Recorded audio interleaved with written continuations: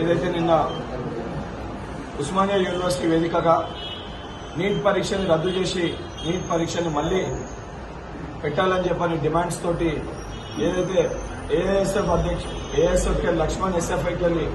Rajinikanth, PDS Ramakrishna, BJS Arun, AIYF Dharmendra, DYFI Ramesh, TYL Pradeep, YJS Salim, NSU Abhijit, youth Congress Rohit ఏదైతే ఉన్న విద్యార్థి సంఘాలు, యువజన సంఘాలతోటి తెలంగాణ రాష్ట్ర వ్యాప్తంగా ఏదైతే ప్రారంభించిన ఈ యొక్క పోరాటానికి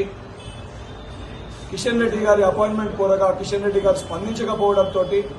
వారి ఇంటి దగ్గర నిరసన తెలియజేసి ఏదైతే తెలంగాణ రాష్ట్రంలో ఎగ్జామ్ రాసిన 60,000 మంది పైగా విద్యార్థులకి, అదేవిధంగా భారతదేశ వ్యాప్తంగా నష్టపోయిన 24 లక్షల మంది విద్యార్థులకి వారి కుటుంబంలో ఒక కుటుంబ అన్న పాత్ర ప్రతి ఒక్క విద్యార్థి యువజన రాష్ట్ర కార్యవర్గ సభ్యులు, జిల్లా కార్యవర్గ సభ్యులు తీసుకొని బీజేపీ పార్టీకి ఇది ఒక శాంపుల్ లెక్క. ఈ సమస్యని పరిష్కరించకపోతే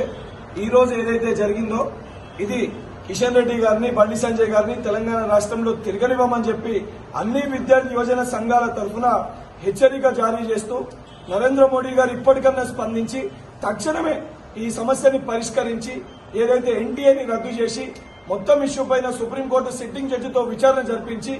మళ్లీ నీట్ ఎగ్జామ్ ని కండక్ట్ చేసి భారతదేశ ప్రజలకి 24 లక్షల మంది విద్యార్థులకి, వాళ్ళ తల్లిదండ్రులకి బహిరంగ క్షమాపణ చెప్పాలని చెప్పి ఐక్య విద్యార్థి యువజన సంఘాల తరఫున కేంద్ర ప్రభుత్వానికి హెచ్చరిక జారీ చేస్తున్నాం.